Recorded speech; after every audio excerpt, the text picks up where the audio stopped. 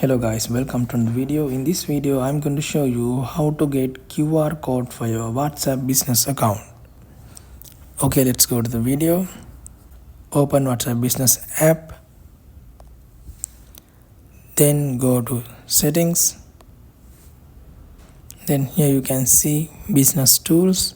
Tap on that, then tap on short link.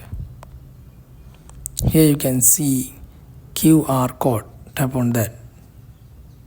Then this is your WhatsApp business account QR code.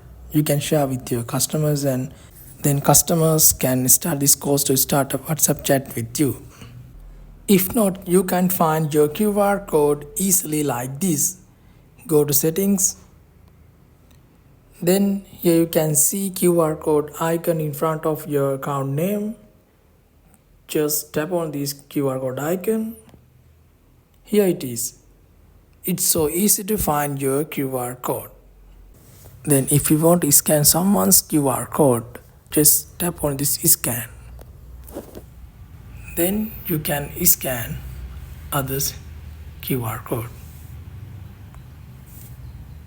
That's how you can do it.